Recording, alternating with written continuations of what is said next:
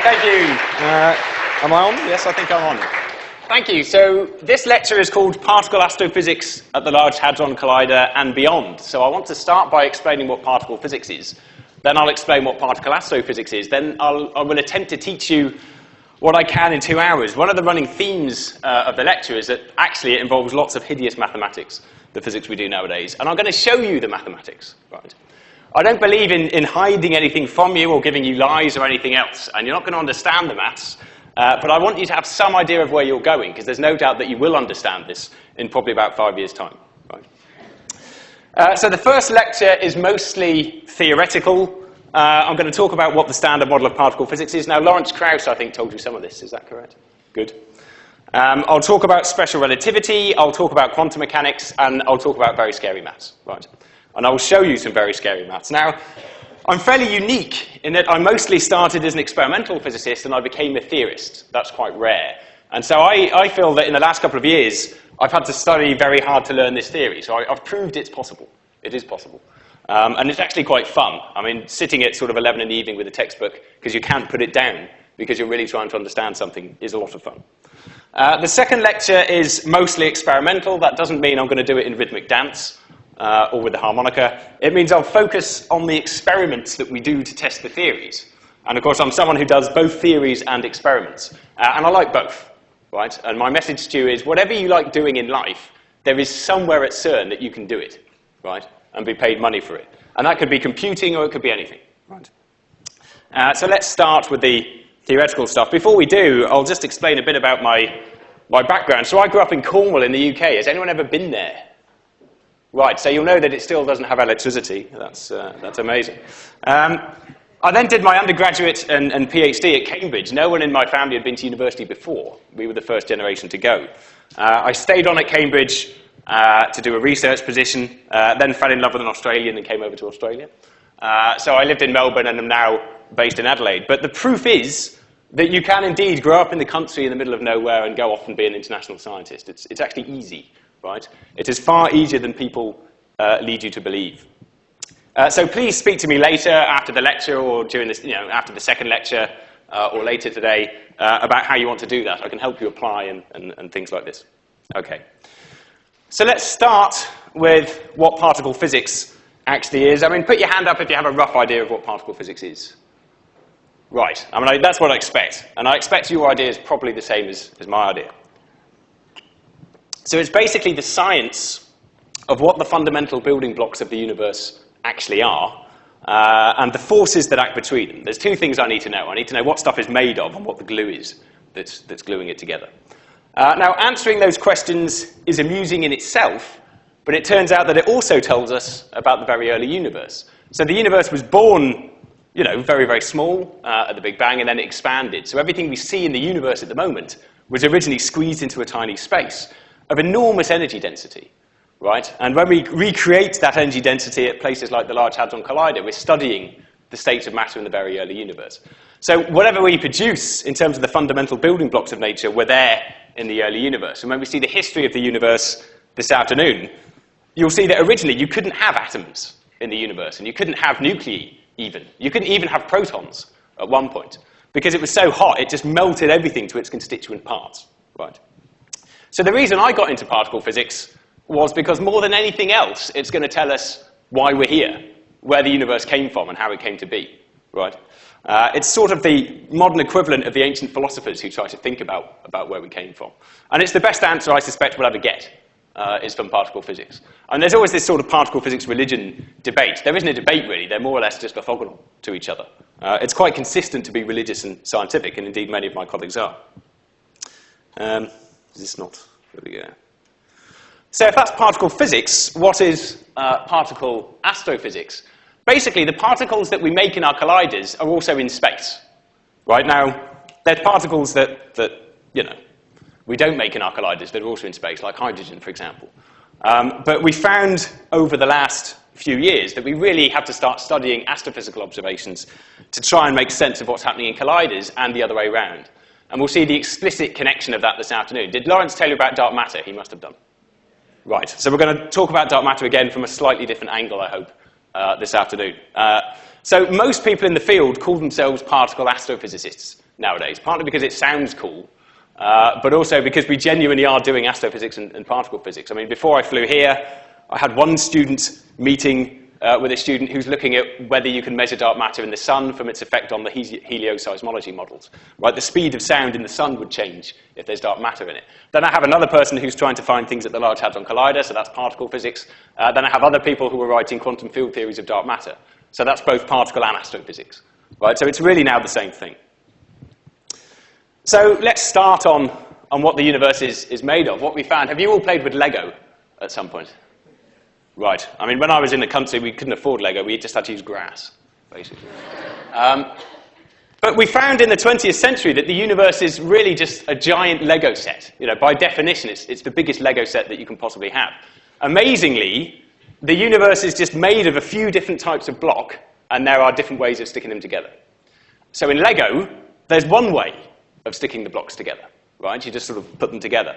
But in nature, there's four. There's 4 different ways, 4 different types of glue. And we'll see what they are in this lecture.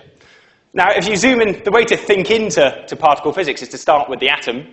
If you zoom into the atom, it's made of stuff, right? There's a nucleus, and there is an electron, or a series of electrons orbiting the nucleus. If you zoom into the electron, there's nothing in it, as far as we know, right? We think that's a fundamental particle in nature.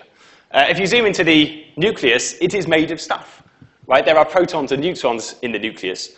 If we zoom into the protons and neutrons, they're made of stuff, right? When I was in school, they never basically tell you about what's inside the proton. Even though it only takes another second to say that basically there's stuff in the proton called a quark. And the proton is basically made of things called quarks and gluons. And it's this weird, complicated thing, right? So here is the table of the Lego blocks of nature, right? We see that we're mostly made of these things here. These are called up and down quarks. For a reason nobody knows, there are heavier versions of each of these particles. So your protons are mostly made of up and down quarks. There's a heavier version of the up quark called the charm quark. There's an even heavier version of the charm quark called the top quark. There's an even heavier version of the down quark called the strange quark, and then there's a heavier strange quark called the bottom quark. So by that point, people were really running out of ideas, you would say, in how to name things. Now, it's a great mystery why we have these, what we call 3 generations of particles, right? No one ordered them. They just turned up, right? They're just there in nature. We also have particles called neutrinos. They're very, very light. They're very small, sort of weakly interacting, but they are there. We first discovered that those exist in radioactive decay, right? So if you look at radioactive decay, there's some momentum missing when you look at the process, right? And we think that that's basically because there are neutrinos there. Then there are particles, you know, like the electron, right? So put your hand up if you've heard of the electron. Right, good. Have you heard of the muon? A few, that's very good. So there's a heavier version of the electron called a muon, and then there's an even heavier version called the tau, right? So that's this thing here. And again, these things fit very neatly into 3 generations, right? If we make these extra generations, which we do at the LHC and places like that, I've spent many happy hours in the office studying top quarks, for example. They decay very quickly to the particles of the lighter generation, right? So it's unstable, this heavy matter, but nevertheless it does exist, and it's made whenever there's high energy in the universe. So indeed, much higher energy than the LHC is the upper atmosphere of the Earth, right? That is a place where you see lots of high energy collisions. So those are the Lego blocks of nature, right? And I say your protons are mostly made of up and down quarks. In fact, they're sort of glued together with this horrible quantum mechanical soup, and that includes trace elements of all of the quarks, in principle, right? So then there's the glue, and there's 4 forces in nature that can glue things together. Now, the first force that you've probably heard of is electromagnetism. Have you heard of this? Right, good. So something you've probably not thought about is it's actually electromagnetism that's stopping me falling through the floor, right? Because it's the charges in the floor repelling the charges in my feet. When I first learned electromagnetism, I thought it was just magnets and electric currents and stuff. But it's much more fundamental than that. It's extremely important, electromagnetism. Then there's something called the weak force. And the weak force is a weird one to explain. It basically causes radioactive decay to happen. Have you heard of radioactive decay? You know, you get radioactive elements and things. And generally you've heard about it in the context of giving you cancer if you stand too near these things, right? Which people didn't know for years. I mean, Marie Curie's notebooks are still too radioactive to handle, basically, because she was basically sitting next to radium for that long. So you still couldn't handle them without dying a horrible death, a bit like Marie Curie, unfortunately. So the weak force makes that happen. It's weird to think of a force making a decay happen, but that's just what happens in quantum mechanics. That may make more sense later today. The third force is somewhat easier to understand. It's called the strong force. So you've got to ask the question, what glues your protons together? So have you seen the force of electrostatic? Have you seen the Coulomb force law? Some of you, put your hand up if you have. I mean, some will, some won't have done. If I have two charges here, can you see this? Yeah, good. Let's say I have a plus Q and a minus Q. I'm probably going to get the sign wrong, but the force between them is minus Q squared divided by the distance squared, and there's some numbers in there. It's probably a 4 pi epsilon 0, is it? The problem with being a particle physicist is we deliberately work in units where we set all of these constants to 1, so we never have to bother with them, right? And it's simply because we can't be asked, right? There is no other reason to do this. So basically, I multiply the charges together and I divide by the distance squared. Now think about your nuclei, right? The protons have 1 electron charge on them, right? And the distance between them is tiny. It's absolutely tiny, and then it's squared, right? So the electrostatic force between them is massive, and it's repulsive, which is probably why I've got the sign wrong. So they probably want to fly apart almost immediately. And inside your proton, the quarks are actually charged as well. So the quarks don't want to sit near each other either. There has to be a force which is considerably stronger than electromagnetism, which glues that stuff together, and we just called it the strong force. Right? It's the strongest force there is. And thank heavens it is there, because otherwise we wouldn't be. Right? Okay, what's going on here? Okay. So, did Lawrence mention the standard model of particle physics? And I studied that for 5 years before having any real idea of what it actually meant. Because to some extent, the standard model is just everything we know about particle physics. So it includes the particles that we saw in the table just now, and it's really built on some theoretical underpinnings. So it's basically special relativity plus quantum mechanics plus lots and lots of hard maths. Right? That is the standard model. We have a complete mathematical description of how the world works. Now, if I write a novel, I could write it in English or Spanish or Chinese. I say I could. I could barely write it in English, I suspect. But many of you could write in many different languages. That's one of the brilliant things of this school. And yeah, that is a novel. It's written in English. If I write a theory of particle physics, it's written in a different language called quantum field theory. Right? And that's just a mathematical language. But it is just a language. Right? If I want to write a theory of particle physics, I buy a textbook on quantum field theory. I bought 12 last year just for kicks, because they've all got good things in them. And then I learn how to use this language. It's like learning French, and then I write a theory of particle physics. Right? And bizarrely, when you're studying maths in school, it just seems like a series of bizarre problems and sort of arbitrarily annoying things that you're given to do. Some of them are interesting. But then eventually you just become so familiar, you're just like, oh, I'll just write this out, and I'll write this equation for a theory. And it just becomes second nature, right? So I'm going to walk through each of these things in turn. Okay, let's start with special relativity. Have you heard of special relativity, at least? I don't know if you've studied it yet. We're not going to do the maths. Okay, good. Now, this is one of the things that Einstein is famous for, amongst several brilliant things. And what it really does is describe what happens to the laws of physics for different observers, right?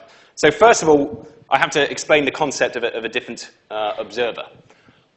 It's something that you're totally familiar with, but you may not have ever thought about before. If I do an experiment here, right, something will happen, right? Now, if I stand over here and do the same experiment, you would be amazed if I got a different answer, right? The laws of physics are the same over there as they are here.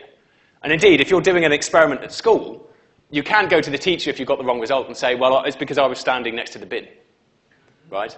The laws of physics are the same everywhere. So they're different observers, right? They're in different places in space-time. effectively. I mean, there's another sort of observer which turns out to be special, right? If you're moving at constant velocity, the laws of physics don't change for you either. It's different if you're accelerated, and that's what Einstein went on to develop general relativity for.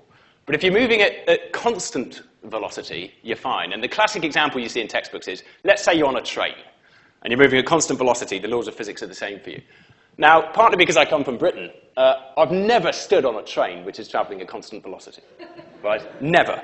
They're always being accelerated in horrible directions. But it's roughly true. I mean, I've drunk cups of tea. I can't stand the Australian obsession with coffee. I've drunk cups of tea on trains. And I wasn't amazed to find the tea just explode in front of me or go into my face, right?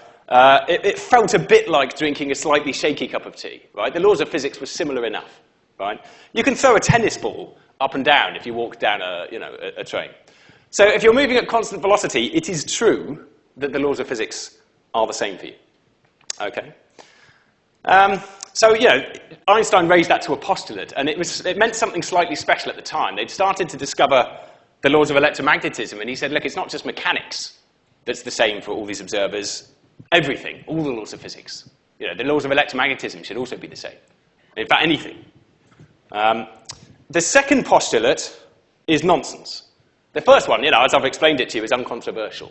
The second one is nonsense. He said that the speed of light is always the same, independent of the motion of the observer or the source.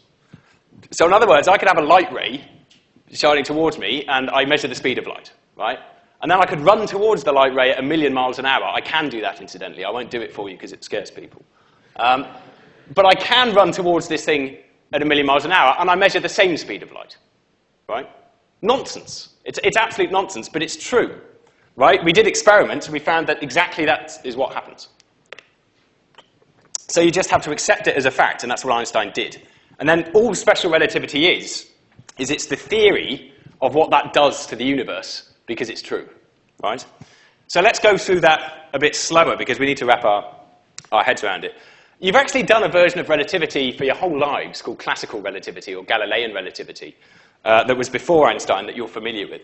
If I have a spaceship which is approaching another spaceship at 1,000,000 miles an hour, so 1,000,000 meters per second, how fast is spaceship A approaching spaceship B? What's the relative speed of approach? Can anyone tell me?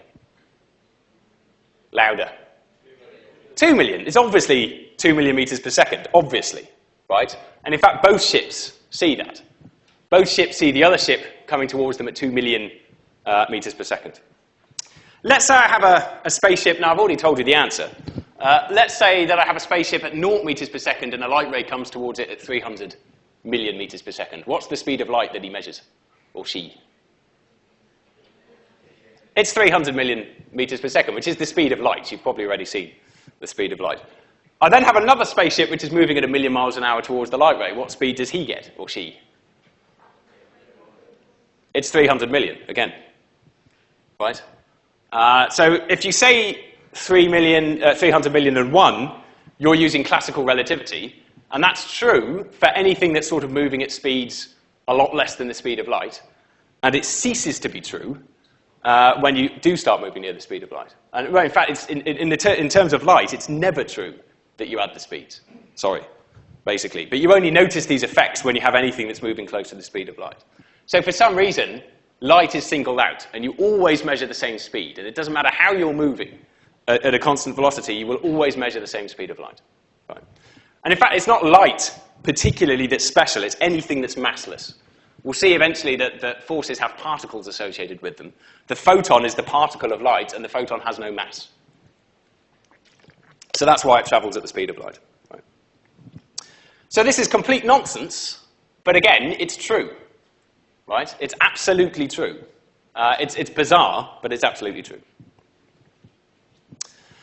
So Einstein very carefully worked out the implications of this and what it does for you.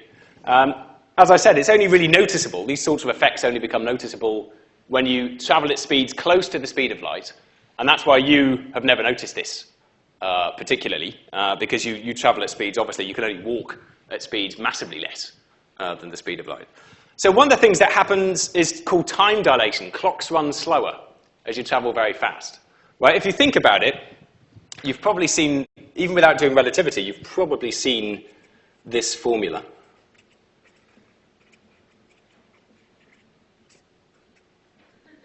Yep. You've seen speed equals distance over time. There was some sort of nervous giggles there. Oh, not again. Right. So I suspect you've seen this a lot. Right. Well, if I start saying that speed is fixed for something, I start screwing with distances and times. I have to. Because how can speed still equal distance over time if different observers moving at different speeds see the same speed for light? Right? So it turns out that clocks run slower as you travel faster, and again, you can do it. Right? You can just stick a clock on a plane, and you can make the plane go really fast, and the clock runs slow. Right? It's amazing. You also get sort of length contraction. Lengths get shorter for you, and things like this. We also find that the speed of light is the fastest possible speed. It is not possible to go faster than the speed of light. And the reason is that you can only go at the speed of light at all if you're massless. And if you're slightly more massive, you go at a slightly slower speed, and you can't get negative mass. Right? So you could never go faster than the speed of light. You can also show that the energy of a particle at rest is E equals mc squared, and it gets bigger, right, as you go to higher speeds. So if we look at this formula, this is the actual energy of a thing in relativity. Now, you're used to seeing things like, you've seen the kinetic energy for something, which is half mv squared. And what you get in relativity is something has an energy, even if it's at rest, and that energy is called its rest energy, and that's mc squared. This thing here, this whole denominator, is always bigger than 1. Right? So this formula is always at least mc squared, and it gets bigger if the particle is moving. So we're going to come back to this. E equals mc squared, of course, is very famous, and we'll see that it's terribly profound, much more profound than it appears here. So did any of you see last year that some people claimed they'd seen particles going faster than light? Right? And they were particles called neutrinos. And we actually loved the fact we were doing the Doctor Who show at the time, because if this is possible, time travel is possible. I actually think time travel is possible because Lady Gaga proves it, basically. I have to keep updating that reference to keep down with the kids. It used to be David Bowie. They claimed that particles travel faster than light. Right? And so what they did is they were measuring the speeds of neutrinos, and they measured the speed, which was bigger than the speed of light. And physicists thought, well, look, this is totally against anything Einstein said, and he's never really been wrong. Right? If you ask him what he had for tea last night, it's the best thing he could possibly have eaten. Right? So everyone was doubtful, and indeed, eventually, a few months later, they said, oh, we didn't plug in our GPS properly. Right? So that's it, huge media splash, and they just didn't plug in a GPS. So if you go on to be experimenters, that's what I'd do first, if I were you. So indeed, as far as we know, nothing can go faster than the speed of light. It's still true, yes?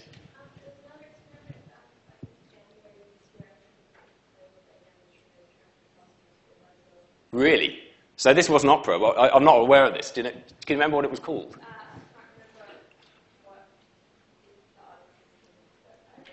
I'll look this up, because, I mean, there are, and this is actually a good point, because there are many experiments still testing this idea, and we tend to call it Lorentz violation.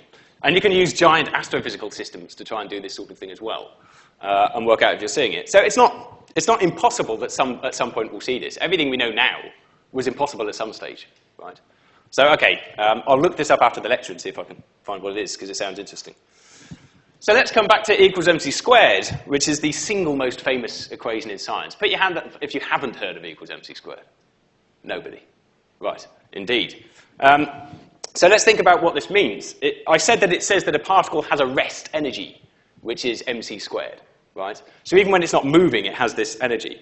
So really, this tells us there's an equivalence between mass and energy.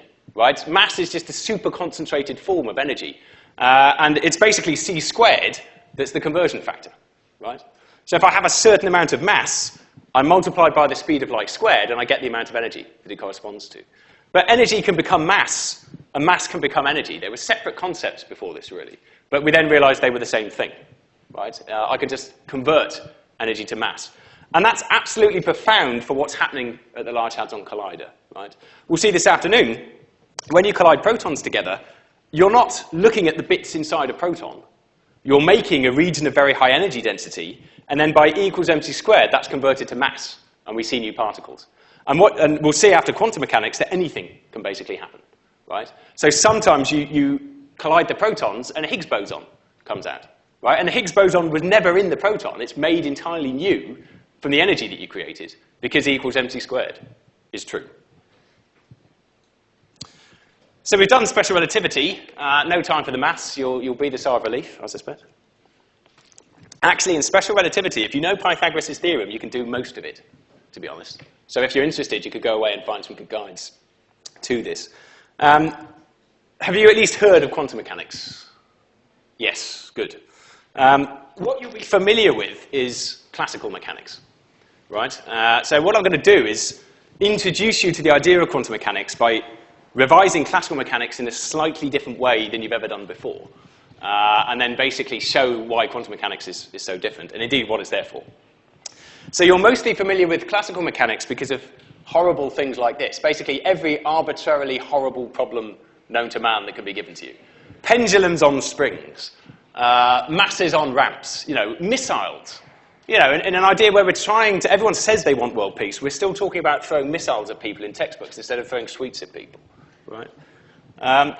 But nevertheless, although it's often tedious, the skills that you develop doing this underpin the whole of theoretical physics, right? So the quantum field theories I told you about actually use the same mathematical techniques as the posh version of classical mechanics. So pay attention, there's a reason we're training you with these sorts of problems. But nevertheless, let's think about what classical mechanics actually involves. I'm just going to give you some facts, and you may not have thought about it in this way before, but you'll realize it's true. The first fact, I don't really know how to say it any other way. Things are basically thingy, right? I mean, this is a thing, right? I mean, you call it a table, but it's basically a thing. Now, if I turn my back and turn around again, it's still the same thing that it used to be. It's not a giraffe, right? And that's because in classical mechanics, things are thingy. So in other words, most things basically involve point particles or rigid bodies that more or less behave like point particles. So you may not have done rotational mechanics yet, but if I have this is not a point particle, it's like a rod, more or less. But I can treat it as the motion of the center of mass and any rotation about the center of mass. But it's still a thing, right? It's still a definite thing that is, it's still there. And if at the end of the lecture it's not still there, it's because I've nicked it, right? So it's still somewhere. Now, quantities can take continuous values, right? So if I throw this, and this is a stupid idea because I don't have to pick it up again, but it can have a continuous range of velocity, right? If I move my arm slightly different, it would have a different speed, but it's continuous. It can have any velocity. I mean, okay, there's a limit to how hard I can throw, but I could still then just use a machine to throw it harder.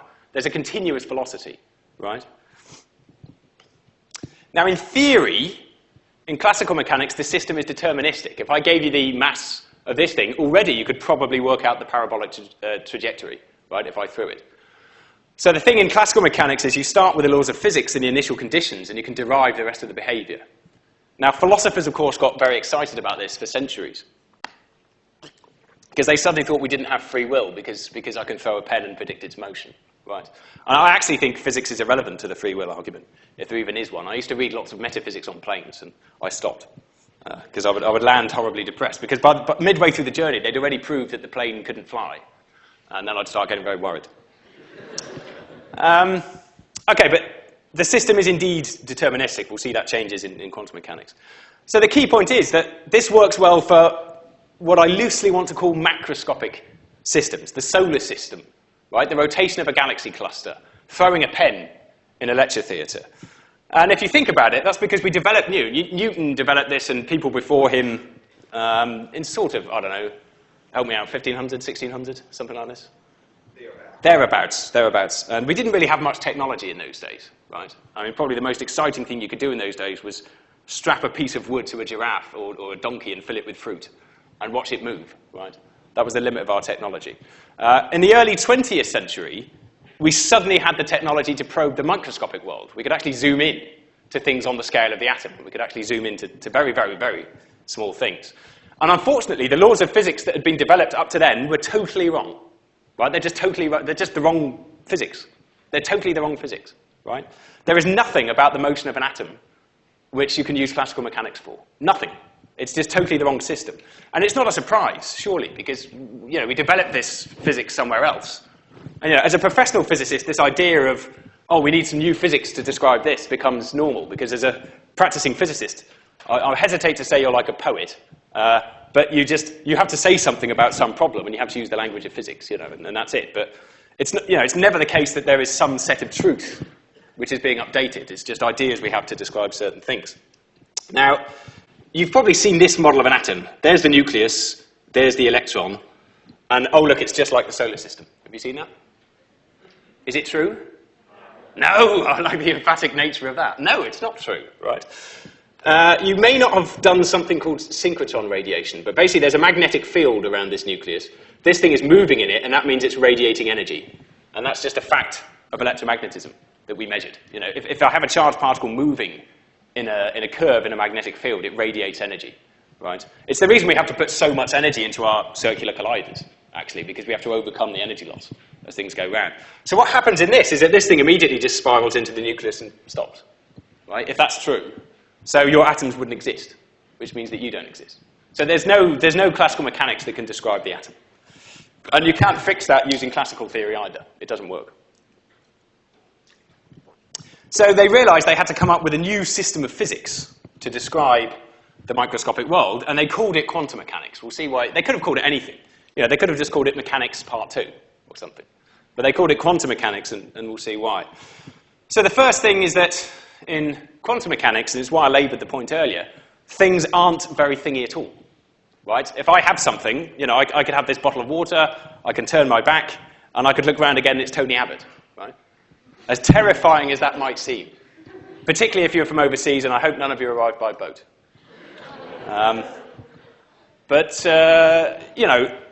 Things can basically be a superposition. It's worse than that. They're not one thing or the other. They oscillate between superpositions of totally different things. If I watch neutrinos, they start off, I showed you the table earlier, and there's 3 types of neutrino. There's the electron neutrino, the muon neutrino, and the tau neutrino. But they just oscillate into each other. So we had a problem for years where neutrinos were leaving the sun, and we weren't seeing them in Earth, and it's because they were changing into different sorts of things as they flew, right? And that's all to do with quantum mechanics. So what's really happening is that the whole idea of a thing, a sort of particle that doesn't change, doesn't exist in quantum mechanics. There's a thing called wave-particle duality. Particles are a little bit wavy, and waves are a bit like particles, but really it's neither. There's something going on in the microscopic world that we can't quite picture, but we can describe it mathematically. And what it is things are basically a sort of packet of waves. So you've probably seen a wave. Have you looked at wave theory? You've drawn sort of sine curves for waves and things like this. And if I add up lots of waves, I sort of can get things like this, where I get little packets that look a bit like particles. Sorry, you can't see any of this. Well, that's quite fitting for the quantum world, but never mind. So you actually get a sort of ball of waviness that over time can sort of do all sorts of weird things. But it's not a particle, and it's not even a wave. It's somewhere in the middle. Right. Now, I find it, the cliche is when you actually get to teaching for the first time, you understand things properly. But in special relativity, all of the weirdness is simply from the fact that the speed of light is the same for all observers. Right? That's nonsense, but if you accept that it's true, nothing about the rest of the theory should ever surprise you, because all the weirdness is contained in that single statement. Right? And in quantum mechanics, I realize there's a similar thing to sort of help your understanding. All of the weirdness is in the fact that things aren't thingy in the microscopic world. They're sort of particle wave-like objects. And all of the weirdness comes from that, and it comes from the mathematical description of that as well. Right? So the fact that it's very strange and very odd simply comes from that one fact. And it is just a fact. We've seen it. So quantum systems aren't deterministic. That's the second point. So, a good example of this, we've already mentioned radioactive decay. If I have 100 radioactive atoms, don't worry, I don't. Right? Well, here we go then. Start throwing them out. If I have 100 atoms, if I know the half-life, I can tell you how many I expect to have decayed in 5 minutes. But I can never tell you which atoms decayed, because it's a random process, right? And that's because it's quantum mechanical. Yes? So they're not Right, they're not deterministic in the sense that if I have these 100 atoms, in a deterministic system, I could tell you exactly if one atom's going to decay, right? In the same way, if I have something in classical mechanics, and I have the laws of physics, if I have this pen, I can totally predict its motion based on the laws. So that's called determinism, right? I can basically determine what's going to happen. That's why it's called determinism. In quantum mechanics, I can't tell you if a specific atom is going to decay. I can only work out the probability that it's going to decay. So if I have 100 atoms, based on that probability, I could tell you how many have decayed, because that's really what a probability is. But I could never tell you exactly what's going to happen to one particle or one atom. So in quantum mechanics, the fundamental thing that we work out is a probability. You know, you end up replacing this thing with a sort of hideous 3D sketch of looking like this, all sorts of horrible things, which if you started doing chemistry, you may have seen. And what I'm drawing is the probability to find an electron in a hydrogen atom. And that's all I can work out, right? And so chemistry is simply based on the overlapping of probabilities of where I'm going to find particles at any one time, right? Which is scary. You know, the whole system is just based on this sort of crumbling edifice of probability. So, of course, philosophers got very excited about that again, because they said, well, that's where free will comes from then, isn't it? Because you can only determine probabilities, right? Sadly, that's irrelevant as well, I think. You know, at this scale, things are still deterministic, right? At this scale, classical theory applies. It's only in the microscopic world that we see quantum effects, and they get a lot weaker as you sort of go back up to macroscopic scales. So if you're on court, you know, in court on a murder charge, you can't say, I'm sorry, I was a superposition of someone else that week. You know, you can, of course, you can say that. I don't expect it will wash.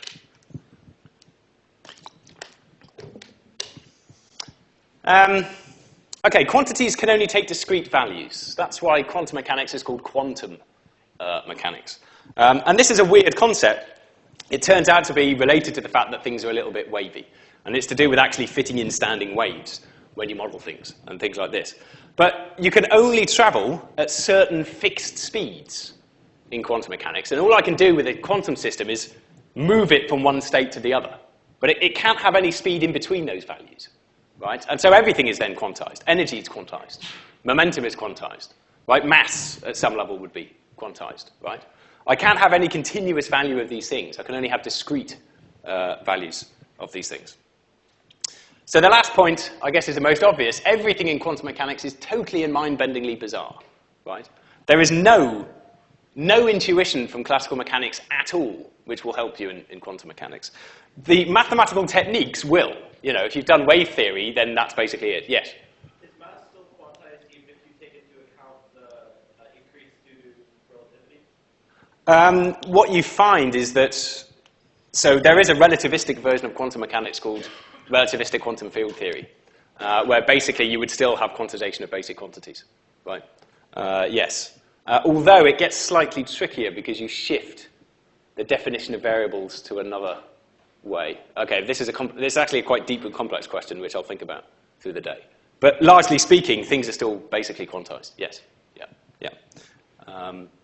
So, you know, your relativistic effects would affect the potential energy in the system or the way the system evolves, but they wouldn't change the fundamental nature of the quantum activity. Right.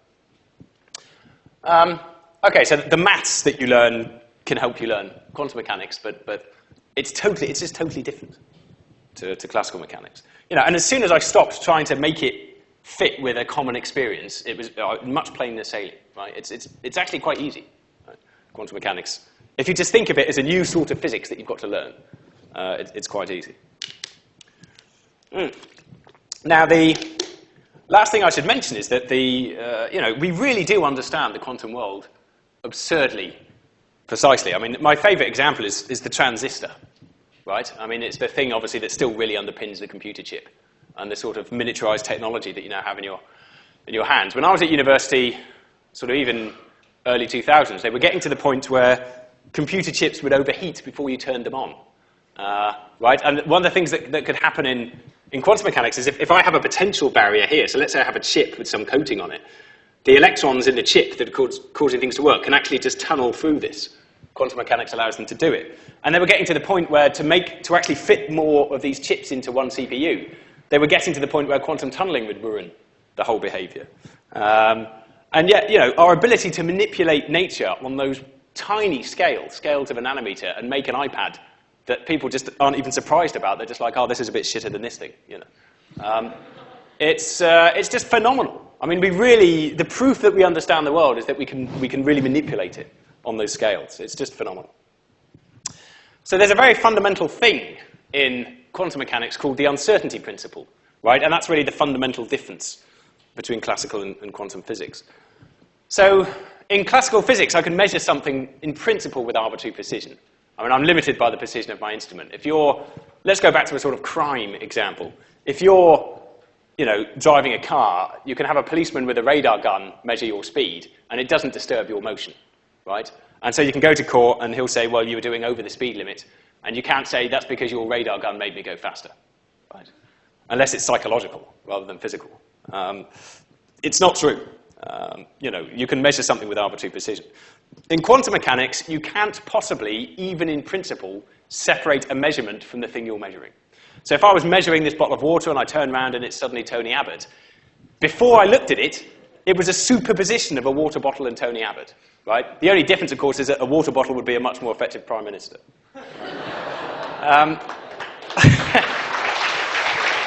I actually watched the UK election recently because, of course, living in Australia, you could just watch it through the day, and it was a monumentally depressing day. I think the whole world has gone mad, basically.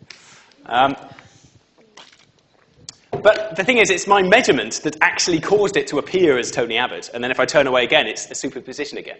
So the measurement is crucial, and we still don't really understand philosophically how that works, the process of measurement. What it introduces is something called the uncertainty principle, and it says if I measure something, you're familiar with momentum, I hope, and you're aware that momentum is a vector. Is that true? You've done vectors? Yes, good. So, you know, a vector has three components. I can write them as a column or as a row, or, you know, in lots of different ways. There's different notations. But there's three components. So let's say that I just have a particle moving in 1D, and I want to measure two things, its x coordinate and the x component of its momentum. Is that clear? Okay.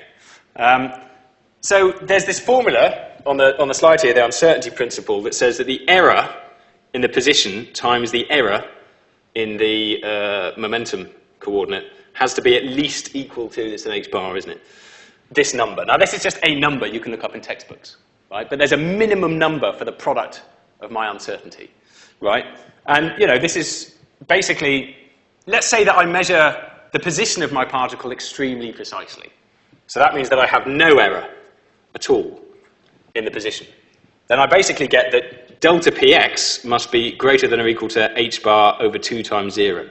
What's 1 over 0, roughly? It's infinity, right? It's infinity. I was going to make a joke about the Greek economy then, but there's no Greeks here. Okay. It's actually very sad, so I won't.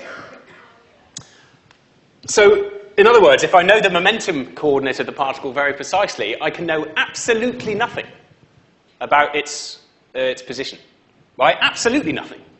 And the difference between quantum and classical physics is you're used to seeing errors in classical physics as being the error on my measurement, so I just use a better instrument and I get a smaller error. But this is actually about what we can possibly know in nature, right? We can't ever know anything about the momentum if we know the position precisely, right? And, of course, the same is true the other way around. If I'd measured this thing totally precise, which one have I done? Right. If we know the position, we can't know the momentum. If I know this very precisely, I can't ever know the position, right? So it's just crazy, right? But it has profound consequences. And interestingly, this thing is very, very quick to derive. Once you accept that things are sort of particle waves, and you learn the mathematical description of a particle wave, and it comes... There's a branch of maths called Fourier analysis. And you can learn that in your first year of university, and that basically is all of quantum mechanics. Yeah. Yeah, right. So, yes. So there's a number called h, which Planck measured, which is this number in quantum mechanics. And then sometimes when you do calculations, you need this number, which is h over 2 pi. So they just conveniently define h bar as h over 2 pi. And I can never remember, sadly, what this number is. It's about... h bar is about 1 times 10 to the minus 34, or something like that. So if you look it up in a textbook, you'll see a number, and it will say h equals this.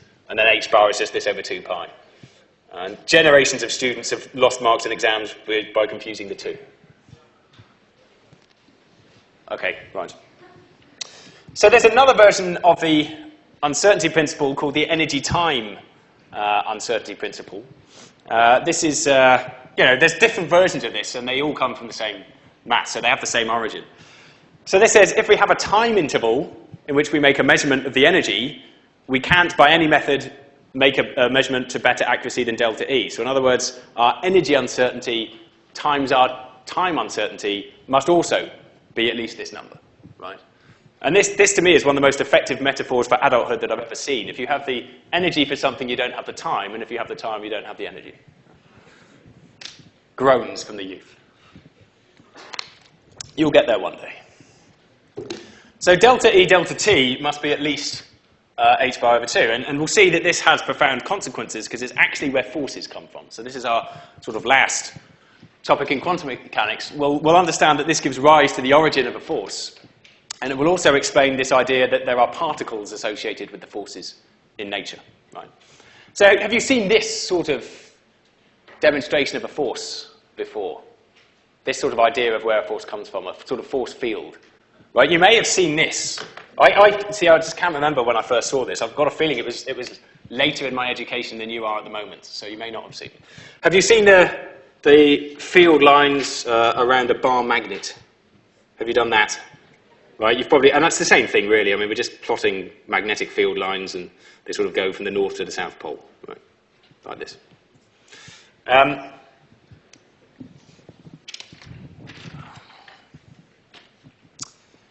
So this was a very sort of, it's a very Victorian era idea of a force. They just built an industrial revolution out of cogs, right? So their idea of how the world works was, well, there's just cogs everywhere then, isn't there? There's cogs in space and everywhere just filling things. And therefore, one particle influences another through a field, which is a bit like having a load of cogs, really, fundamentally, because everything's cogs, You've got to think of these Victorian scientists with big beards saying, my wife is made of cogs,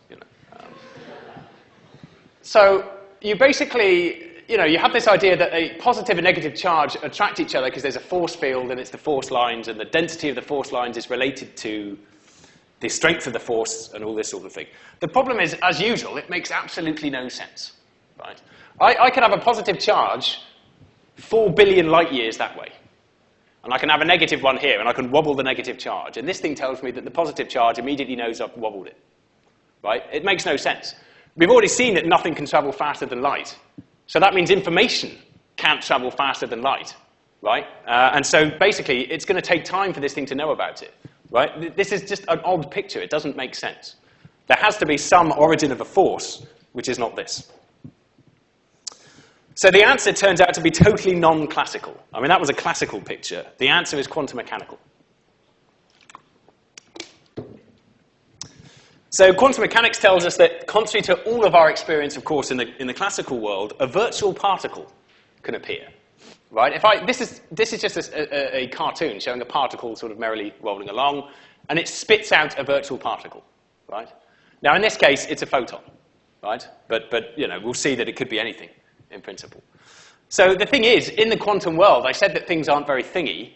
Something which naively we might treat as a particle, like an electron, is actually constantly spitting out virtual particles that then just disappear again. And if I remove all the matter from the universe, I'm left with a vacuum. We call it the vacuum. But the vacuum's not empty. It's comprised of particles just popping into existence and then popping away again.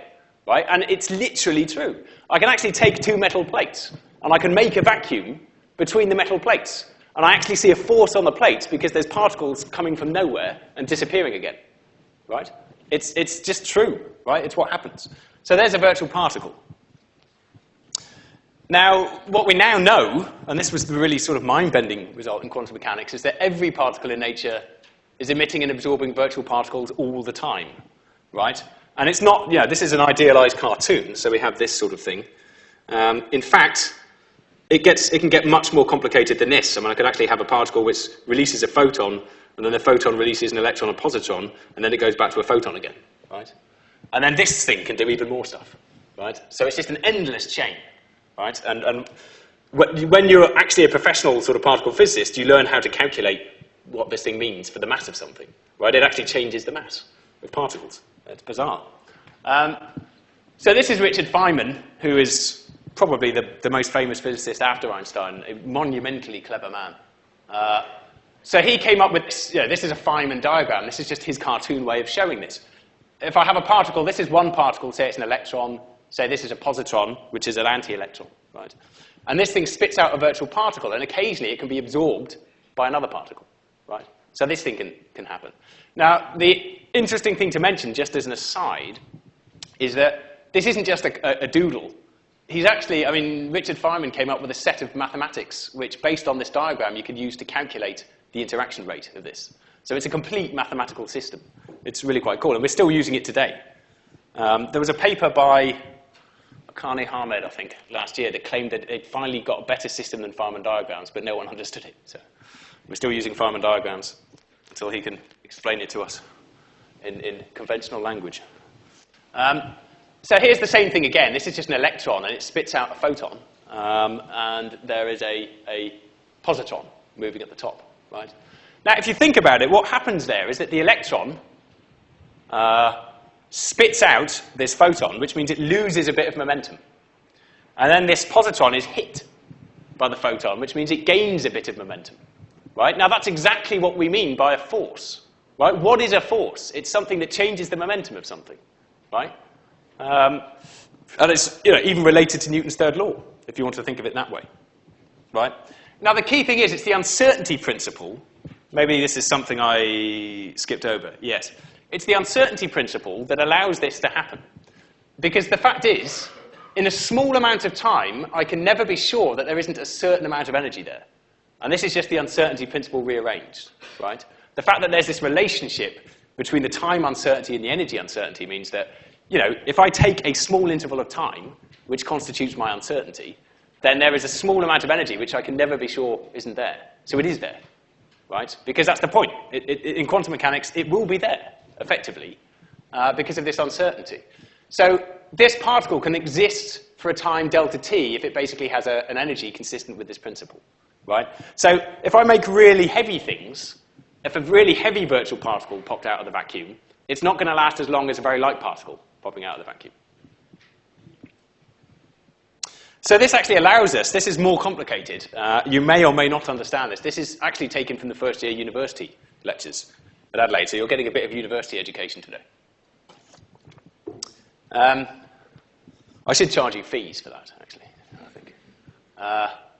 Right, so the range of a force can actually be calculated in terms of this. So using speed equals distance over time, if the particle exists for a time delta t and it's traveling at the speed of light, then it's going to go a distance c delta t, right? And if I put that into the, if I use the uncertainty principle and rearrange things, I get a range of a force being this, where this is the energy produced. And if you sit with the formula later, and perhaps you can ask me after the lecture, we can go through that.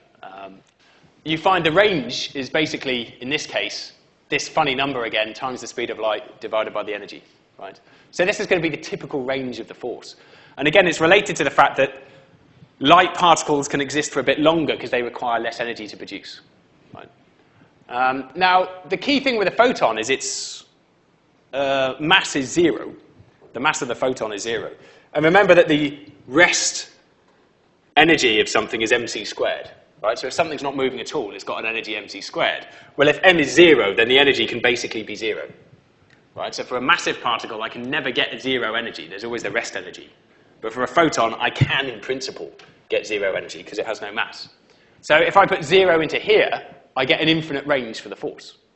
So indeed, the electromagnetic force is infinite in range because you've basically got this behavior here. And indeed, have you seen this potential for the electromagnetic force before? Right, maybe. There's a question at the back. If photon is massless, how can it transfer momentum to the force area? Right. That is... The answer is basically related to quantum field theory, and I'm not sure how to put it into language. You can transfer momentum without having mass. Basically, that's the short answer. You can do it, right? You don't actually require mass to transfer momentum, right? And that's because what you're thinking of is that in classical mechanics, the momentum is mv, and if I want to transfer momentum, I have to basically transfer something which is a bit like an mv. And the answer is in quantum mechanics, it's not that simple. And there are ways to transfer momentum which are entirely separate from mass, right? And indeed, in these virtual particles, they're not even constrained to have a fixed mass. I can have an electron that doesn't actually have the mass of an electron. It has a smaller mass, for example. And it's just the process can happen anyway because of quantum mechanics. Right, another question.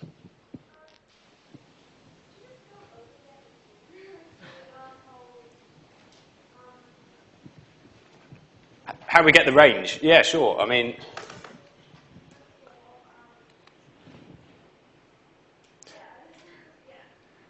I'm assuming I can, actually, because I might cock it up if I do it, which is why I was saying I would do it after the lecture if you're interested. It's basically, if we take a sort of, let's have a look. We have delta E, delta T must be at least h bar over 2. We have a distance, which is c delta T, and so the range of the force is going to be, have we got the range here? Okay, we've got delta T must be at least h bar over 2 times delta E, which we can just call the energy of the photon.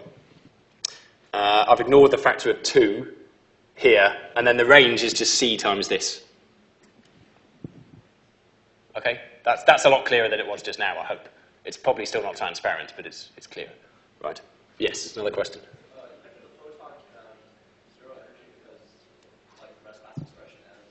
Yeah.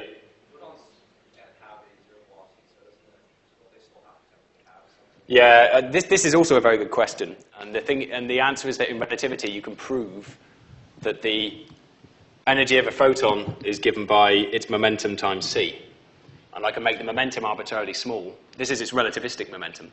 I can make that arbitrarily small, which means I can make the energy arbitrarily small. But that's not clear until you've done the maths of relativity and 4 vectors, basically. Yeah. Yes. With your conclusion here of the range of the force, Yeah. Does that kind of explain what you were saying earlier? With the action at a distance.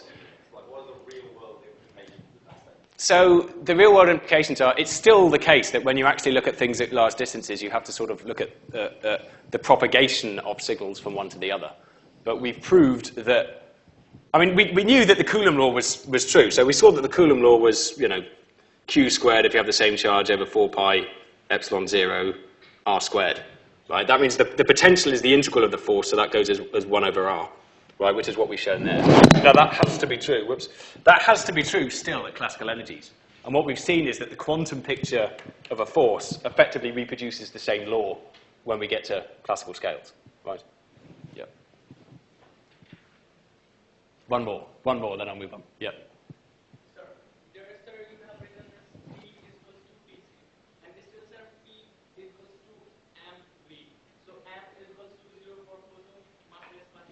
You see, the thing is, P is no longer mv in relativity.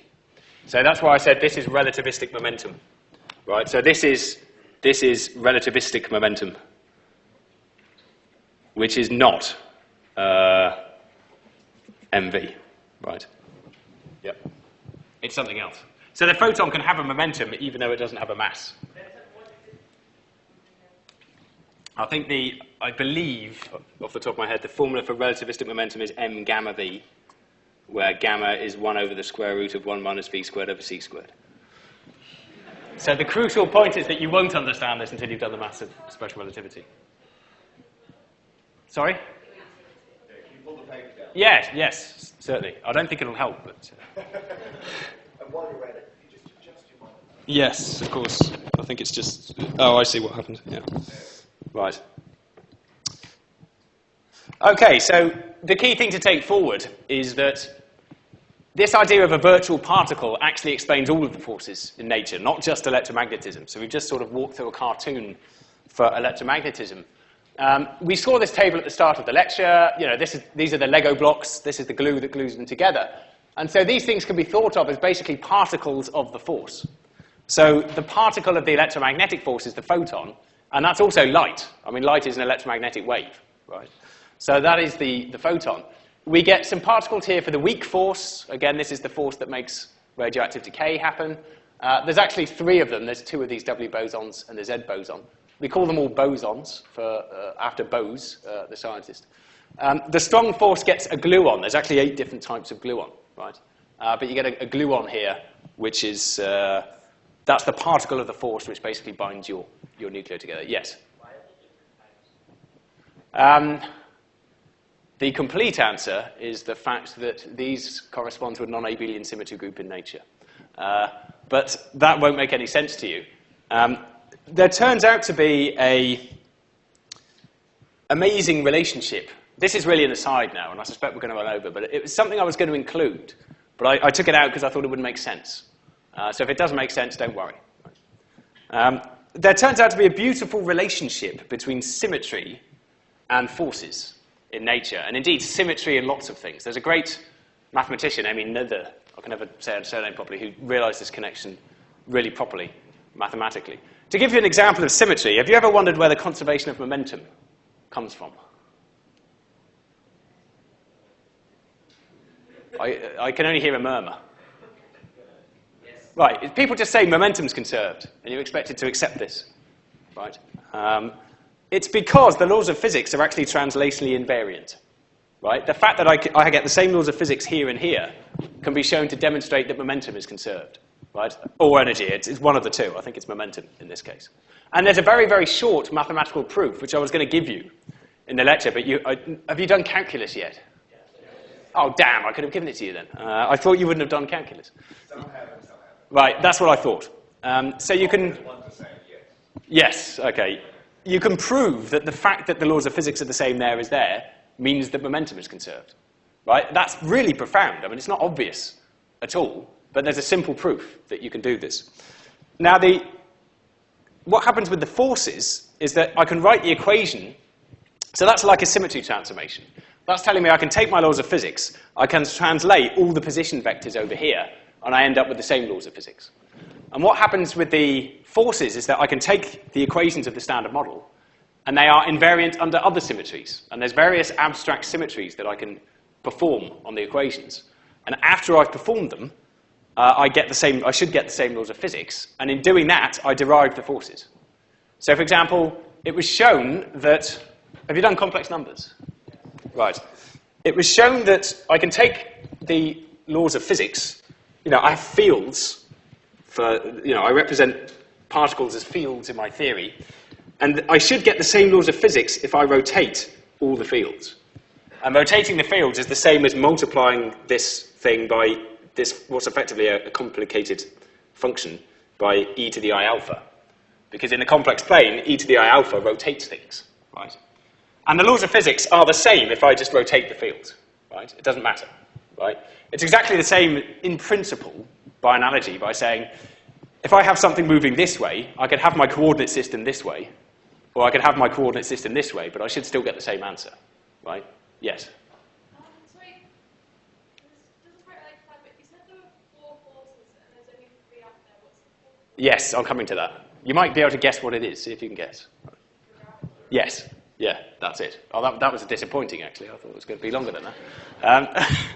Okay, so I'll finish off this slide as quickly as I can. Right, so in this case, the laws of physics should be the same. Now, remarkably, that basically proves that we have photons. Right? The existence of photons comes from the fact that this thing is invariant under rotations. Right? And I can actually, have you done group theory? You almost certainly haven't. Right. So basically, this is a certain sort of symmetry transformation which we call a U1 transformation. It's just a weird name that we call it. And it's called U1 because there's certain matrices you can write down that are equivalent to these complex number rotations. And they have certain properties which make them U1.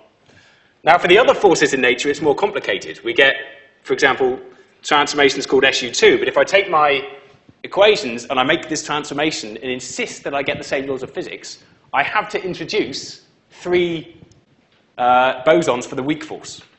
Right, so the fact that there's 3 of them actually comes from the property of the symmetry that I had to do to get the laws of physics. And in this case, it's an even more complicated transformation called SU3. Right? So this is a very abstract idea, but exactly in the same way I can get the conservation of momentum from forcing my laws of physics to be the same in translation. If I perform other bizarre transformations of the equations, I can actually derive the existence of forces. So nowadays, have you heard the term grand unified theory? Right. What a grand unified theory would be a theory that actually explained why we get this sort of arbitrary pattern of symmetry transformations in nature. People are just trying to work out why on earth our laws of physics seem to be invariant under certain transformations and not others. Right. I expect none of that made sense, but I'll move on, and hopefully that was interesting to the questioner. Okay, so what we found is that we get particles for the forces, and indeed, the one force that's missing here is gravity. Nobody still knows how to write a quantum theory of gravity. String theory is an attempt to do it, but it's nowhere near finished, and it's unclear if it's going to succeed. And there are other theories like quantum loop gravity and things like this. Now, that's the biggest unsolved problem in theoretical physics. If you solve that, you're the most famous physicist of the next 100 years, I suspect. Many people have tried and failed, but it's possible you would have some new insight, I suspect. Now, there's one other particle here called the Higgs boson, and I will explain quickly why that's necessary. So put your hand up if you've at least heard of the Higgs boson. Yes, good. I think CERN PR department did a good job on this.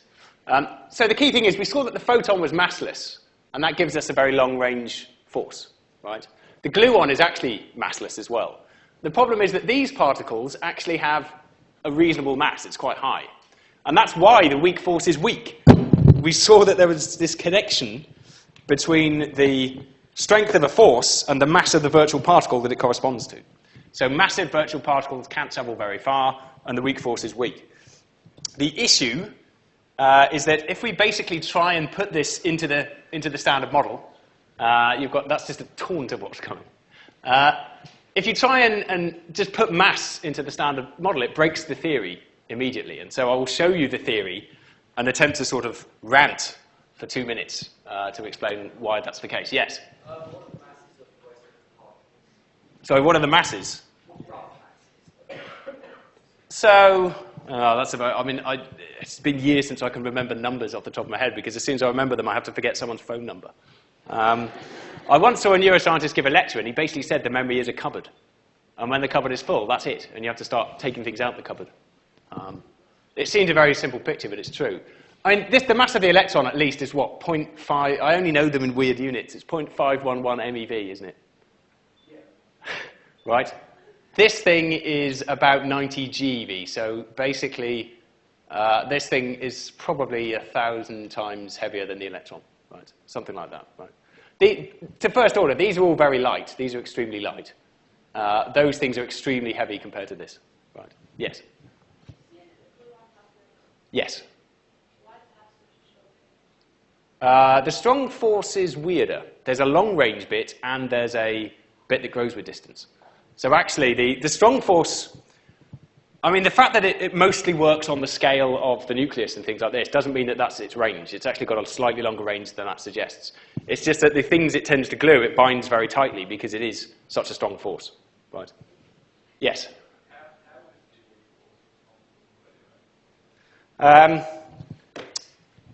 It can be answered, I think. I mean, we've seen this picture of Feynman diagrams, right? What radioactive decay actually corresponds to, at some level, you have a proton or something which is mostly, I said it was mostly comprised of up and down quarks. And what can happen is that the up quark can basically spit out a W boson and a down quark. And then this W boson can decay like this or something. Right? So this is how Richard Feynman would draw this process. Right? So we've seen now, actually this is not a bad question, we've seen now that the idea of a force is basically some sort of virtual particle exchange. So my particle in the nucleus can basically spit out a virtual W boson, which then decays, and a down quark. So when you see a radioactive decay, you often see a proton turn into a neutron. Right? That's what radioactive decay means, and that's because the UUD has turned into a UDD, and it's done it by spitting out electron and a neutrino. And so this is how we first realized something like the neutrino had to exist. Because this thing's invisible, and in radioactive decay, there was some missing momentum. Yes? Sorry, you have to be louder. You can get both. I mean, basically, because I can take these diagrams and turn them away, I mean, it may be that in most radioactive decay, that's what's happening. I can't actually remember, to be honest. But any time I draw this diagram, I can rotate it round so that either of these possibilities could happen. Yeah. Sorry, just going on with that. Is the reason the double boson race is kind of related to what Kraus was talking about, suggesting the fact that some particles can travel faster with the speed of light, which means that they do travel backwards in time, so you get spontaneous events. Yeah, so that's again a sort of simplification of a Feynman diagram. And it comes down to these weird effects in relativity. In fact, yeah, this particle here is much, much lighter than the W boson. So this is really a quantum mechanical effect. There's a small probability that I can release a W boson, but I haven't started with enough energy to do it. So I've, to some extent, sort of borrowed energy from the vacuum to do that, which is then, but I can do that for a certain time. What really happens in quantum field theory is I mean, the whole picture of viewing this is somewhat different from this simple description of physical things being emitted and things like this. So we end up talking sometimes about non-physical W bosons, which are the sort of thing Lawrence Krauss is talking about, where it's sort of like it has a negative mass or something, right? But that's only one way of viewing it. Okay, I'll move on and show you this, because I think we're probably running out of time. So this is really the standard model of particle physics, right? And I wanted to show it to you, not to frighten you. I would hope you would sort of look at this and think this is brilliant. And it's slightly sadistic to show this to you, because in my view, you can probably understand a quarter and an eighth, and that's about it. Maybe a half if you've really paid attention. But, I mean, none of these objects are probably familiar to you from high school maths. So this is a sort of equation called a Lagrangian. That's what the fancy L stands for. I said that if you pay attention to classical mechanics, the techniques that you develop are exactly the techniques that we use to write particle physics theories. So Lagrange was an incredible mathematician, and he came up with a brilliant way of doing classical mechanics, which they should teach you first, because it's easier than the normal way. So this is the sort of equation that Lagrange would write down for a theory. This thing is a tensor field, right? So you're used to seeing problems where you have a mechanics problem and you start by writing the momentum of something as a vector, maybe, and maybe you have the position of something. So a vector is actually a type of tensor. I could always write a matrix with some other components in it, which is like a multi-dimensional vector. That's called a tensor. So in this sense, a vector is like the simplest form of tensor in some way. So this is a tensor, but it's a tensor field. So the way that we represent particles now in our theories is the electron, for example, is an electron field which is filling space. And it's the excitation of the field that gives us the electrons. And that's because in normal quantum mechanics, it turns out that you can't change number density of particles. To do that, you need a different way of viewing it. So if I have the electron field and I sort of excite it, imagine that I have old school matrices just with springs, just a network of springs put together. And if I do that on the matrix and let go, then some little excitation will suddenly sort of just propagate around the matrix for a brief period. And that's what we think particles really are. They're excitations of fields. So this is a tensor field. So here, this is what the forces of the standard model actually look like in mathematics. Right? Here they are. Right? And you can see there's even U1, SU2, and SU3 gauge terms. Right? That's the posh name for the fact that these are derived from a symmetry, which we discussed just now. Yes? You said before that microscopic expectations of fields and stuff. So how does waves fit that? It's because, I mean, there's a sort of travel from waves in quantum mechanics to field modes. You're basically doing some sort of wave mechanics still, but you've shifted the degrees of freedom to a field. So it's basically, it only makes sense if you study the equations where it fits in. I don't have a simple physical picture, I'm afraid. That's not a good answer. But I don't have a simple physical picture for exactly what's happening with waves in there. You can think of these excitations as sort of multi-dimensional wave packets, if you like. Right. This is what the... Sorry, I just wanted to... Yeah. We've got about 15 minutes left in this session, and then we're going to have to go. Okay, we'll get there. That's fine. Yeah, we're nearly done. We're nearly done. Okay. So here we have this is what the matter actually looks like, right? We have these weird things that look like vectors, but they're not quite vectors. They're something else. There's the neutrino and the electron. There's the quarks. And so the mystery, as we get down here, you start seeing the word Higgs appear, right? So again, the mystery is that if we start with this theory, we can actually, what we found by about the 60s is you can write down a theory of particle physics with massless particles and everything works perfectly. And as soon as you add a massive particle, it breaks instantly. And you might say, well, it's just rubbish, start again in that case, right? But it covers everything else really precisely. So there must be some way to introduce mass to the system, which doesn't just involve adding mass directly. So it was Peter Higgs and many others who basically came up with the idea that instead of particles having an intrinsic mass, they interact with the field to get their mass, right? So there's a Higgs field that fills space that particles interact with to gain mass. So the W boson, it's not true to say it's intrinsically massive. It interacts with the Higgs field to get its mass.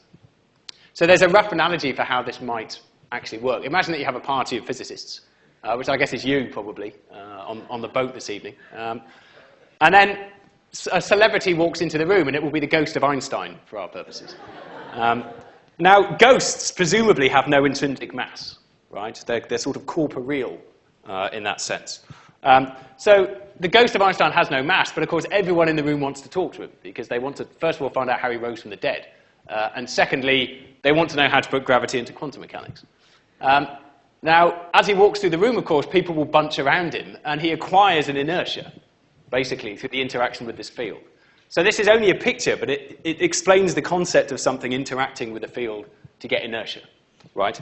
And indeed, that's what the Higgs field is. Now, the Higgs boson, we've just had this picture of exciting fields. The Higgs boson is an excitation of the field. So you can imagine that now there is no ghost of Einstein, there's just a room of free wine or something. And that clusters around the room, and we've excited the field, and we get this sort of propagating something that looks like a particle, but it's really just an excitation. So what we did at CERN in 2012, and I guess, in fact, in the few years before 2012, several times, is we indeed excited the Higgs field and observed this for the first time.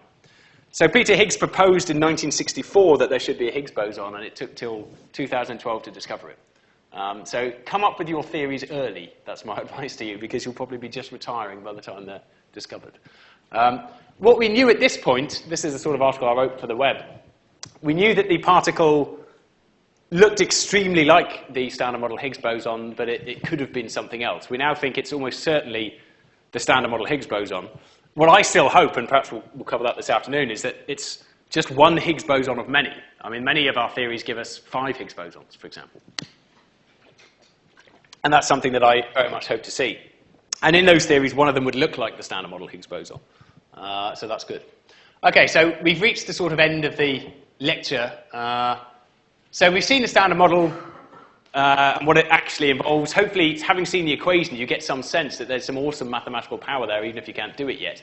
I hope you've understood something about the bits of special relativity and quantum mechanics that make this thing really work for us. What we're going to start with this afternoon is what's wrong with the Standard Model. You know, if we've discovered everything, why are we still spending billions of dollars throwing protons together? There is a reason. And then I'll talk about how we fix it. Any other questions, or do you want to move people? Yeah. But how about a